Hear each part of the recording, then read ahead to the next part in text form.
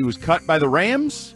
No one wanted to trade for him, apparently, including your New England Patriots. The price was too rich. And now it seems that the price is too rich in free agency because Diana Rossini says the Patriots are among some teams that were expected to be interested in Cooper Kupp that are not. Now, some of this, we did say there were West Coast. There's the whole West Coast thing that he wants to stay out there. The Seahawks are apparently one team that is interested. Now, that would be West Coast. The Saints are apparently interested. That is not the West Coast. Last I checked, it's still down south. Yeah, the Gulf of America, I believe they call that down there. Still. Gulf of America. This is a little curious, frustrating. I know we've talked about the fact that there is a kind of player that they are signing, but it feels like Cooper Kupp is that kind of player. That's the part I don't get. Is there baggage with Cooper Kupp other than the injuries, other than he may not play a full season, but he's in the age range. Seems like they've been signing sort of those 7 to 9 or 10-year veterans, right? In that, isn't he 10 years? This would be his 10th season. I think it's his 9th. So he's that right. That doesn't scare me off at all. By the way, the age does not, because as we've seen in all the glimpses post 2021, his last fully healthy season when he was Super Bowl MVP. And was uncoverable and unstoppable around every corner and at every 50-50 ball, fade pattern, crosser, and out route. The dude is a stud, but he can't stay on the field for a full healthy season the last 3 years. I understand trepidations around him. Look, if you're going for it, or if you're a team that just, you've already got some good receivers, but you just want to add some quality, I get not wanting to meet his ask. But in the case of the New England Patriots, you are not every other team. You are not a contender right now, nor are you just another team that would love to add him because you don't have receivers or because you're on the West Coast. You are a team in dire need of star power, of maturity, of leadership, of his level of excellence, and everything that he can do that would rub off on the entire team, let alone the wide receiver room, that Andy lacks direction, lacks focus, lacks maturity, and lacks the poise that somebody like Cooper Kupp can bring. So whatever his ask is, just do the mental calculus.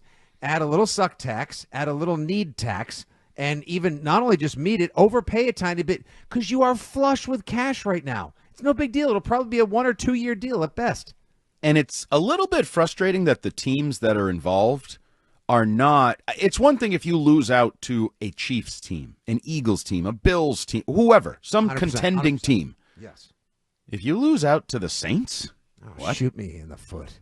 Even the Seahawks, they're a little better than you, but they also just completely overhauled their offense, got rid of their from the Yakima Valley, though. Like, that's right around the corner. Okay. Corner-ish.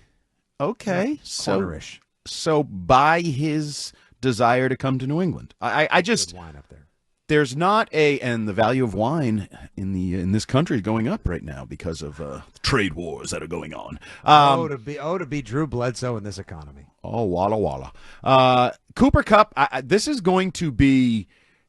might be the most painful didn't get guy for the Patriots in this short span here over the last year plus, because there's not a really good reason. I don't see a really good reason. I've yet to have anyone give me a really good reason why Cooper Kupp isn't coming to the New England Patriots. You have the money. You have the opportunity, right? Mike Vrabel's been saying it. Compensation and opportunity. You can be the number one receiver. You can come here and make a lot of money. You can play with a fun young quarterback. And you're not getting all these offers from Super Bowl contenders. I would totally get it. If you go somewhere to pursue another ring, you want to be the Super Bowl MVP again, and you know that's probably not going to happen anytime soon in New England, totally get it. But what is a good reason why he's not coming here? Like, what is a reason, a legitimate reason that he shouldn't be atop the New England Patriots acquisition list right now?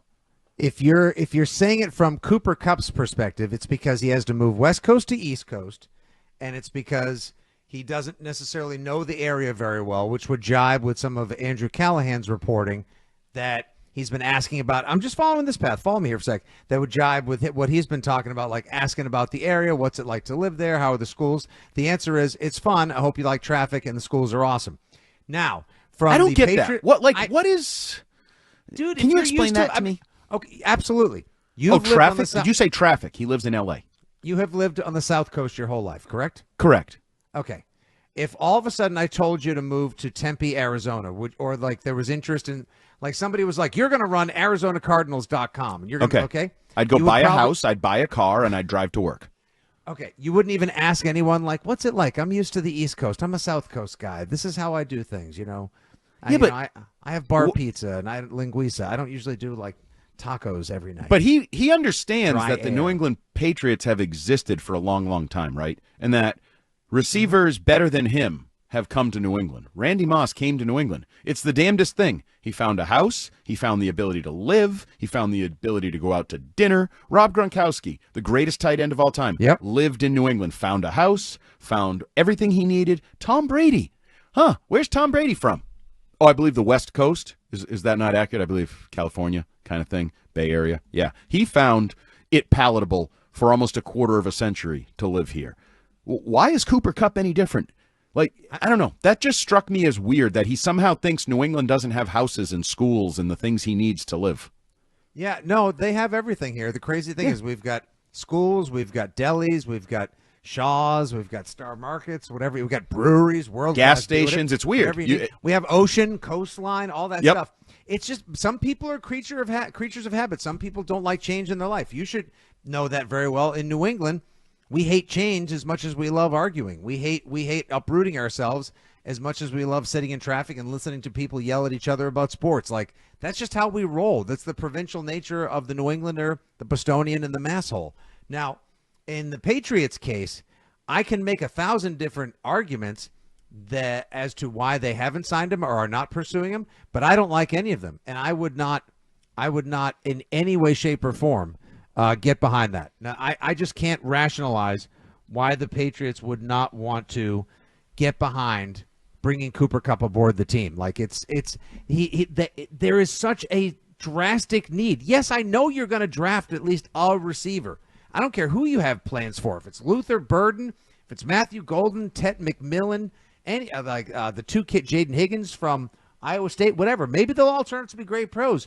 You have some good pros. You don't have any great pros by any stretch in your receiver room. And there are people like Javon Baker and Jalen Polk who desperately need mentorship and leadership and guidance from a guy like Cooper Kupp. All right, Fitzy wants Cooper Kupp. I want Cooper Kupp. Let's see what the fans say. Let's go to the phone line.